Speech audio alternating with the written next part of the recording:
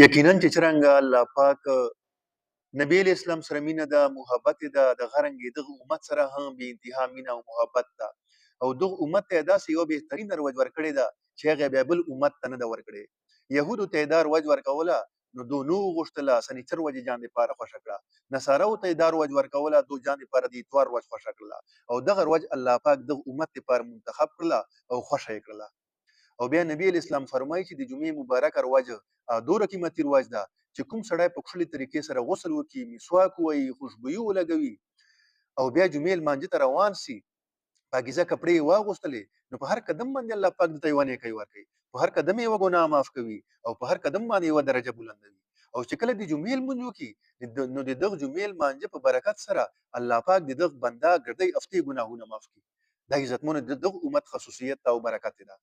بیا تاسو موږ ته عزتمنو پکار ده چې الله پاک د جمعې لمانځه باندې دوره زیات ورکړه کوي. د جمعې لمونځ د سړی په معمولي مجبوريګانو باندې معمولي عذرو باندې نه قضا کوي. په حدیثو چې یقینا چې د جمعې لمانځه ډیر زیات فضیلتونه او ګټې راغلي دي. نبی اسلام فرمایي چې د جمعې ورځ د ګردۍ هفتې له ورځو نه افضله ده او بهتره ده. او دغه ورځ ده چې په دغه ورځ باندې الله پاک د تاسو روحاني پلار حضرت آدم علیه السلام پیدا کړی وو. او دغه ورځ ده چې په دغه ورځ باندې الله پاک د تاسو روحاني پلار هغه جنت ته داخل ک. او دغه ورځ ده چې په دې ورځ باندې الله پاک د دنیا مزکه مختر کوس ک. او دغه ورځ ده چې په دغه ورځ باندې الله پاک قیامت قائموي. او په بل حدیث نبی اسلام فرمایي چې جمعې ورځ د ټولو ورځو سردار ده. لکه څنګه د هر شي یو سرداري بچي مشري د غرنګي د جمعې ورځ سردار چې ده د هفتې چې کومه سردار ده د اور وجو د جمعې مبارک ورځ ده. او الله پاک وته له ټولو نه بزرګه او عزتمن ورځ چې ده د جمعې والا ورځ ده. تر دې پورې چې د کمی ده او ستري نه چې کومه د ډیر ورځې فضیلت او اهمیت زیات ده او د عظمت والا ورځ ده. او په بل حدیث کې نبی اسلام فرمایي چې د جمعې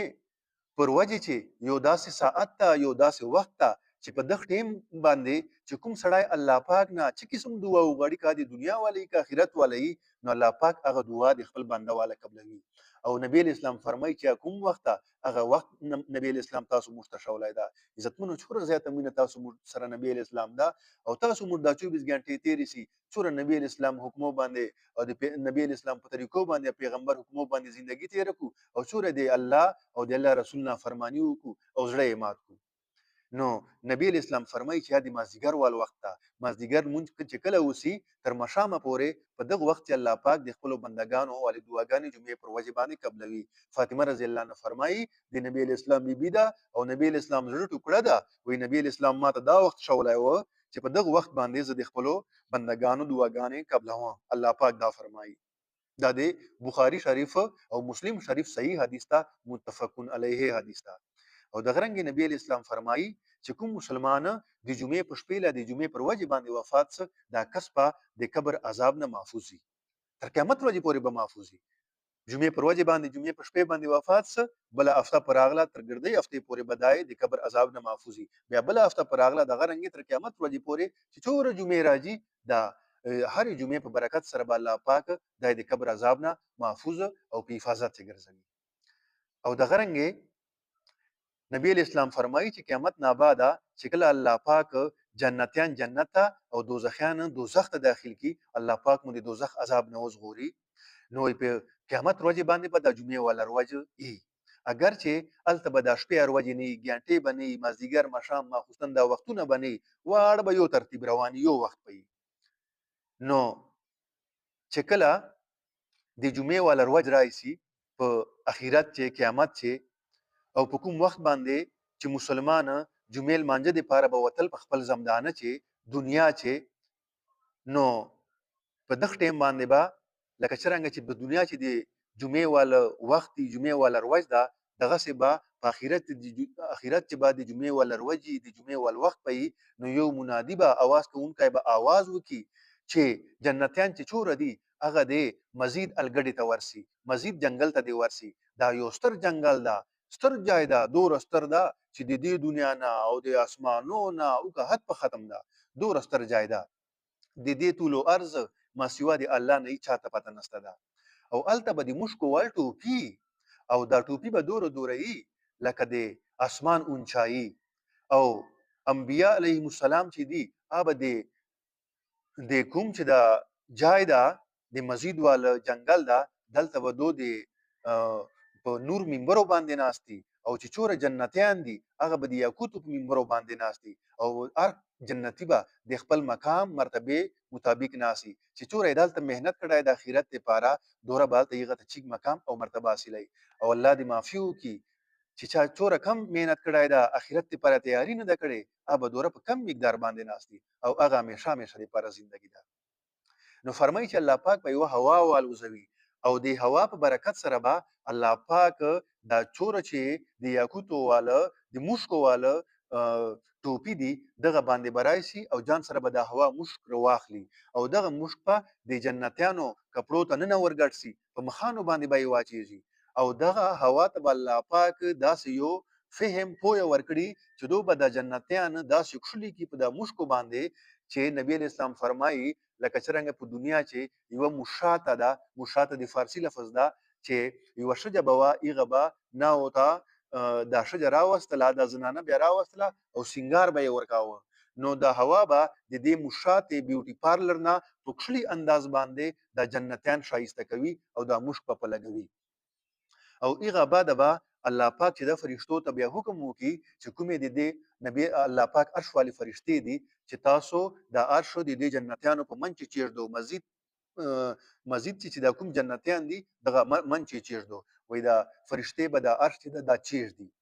او بیا به الله پاک جنتیانو نه پته وکي چې آیا د ما بندگانو تاسو څه شی غواړو نو دوی ورته فرمایي چې ای الله مشغلتان راضي او مشته د ارچ را دي نور مشتانه څه شی غواړو یا الله دا تر نه غواړو چې ته موږ ناراضي سه نو الله پاک ورته فرمایي چې ما تاسو ته دا مقام درکاوه د خپل دیدار می درکاوه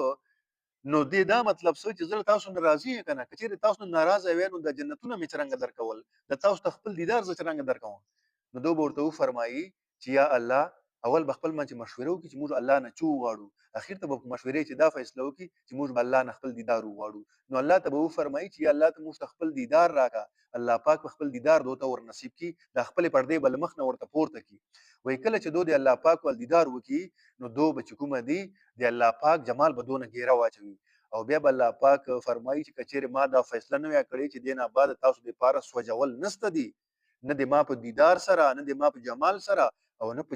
جنت سره او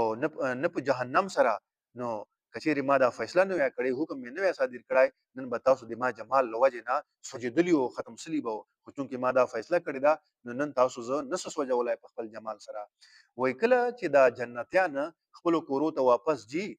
او خپل بیان سره میلاوسی نو دا بیان بنو دو ویني نه به دو دا بیان ویني دا الله پاک جمال بدونه غیرا چولی دو به الله پاک په جمال چې بالکل پټي دا جنتیان ویلش ټیم بعد الله پاک ول دا جمال چې دا د بدونه په شاسي نو بیا به دو خپل بیان ویني او بیان به دو ویني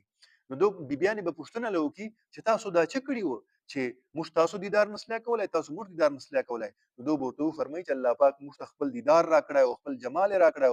دغه لوجنه چې کومه دي تاسو مش نه لیدلو د عزتمن الله پاک باندې خپل بندگان چور ګران دي چې د جنت نعمتونه به ورکړي د جمعې ورځې په برکت سره او خپل دیدار به ورکړي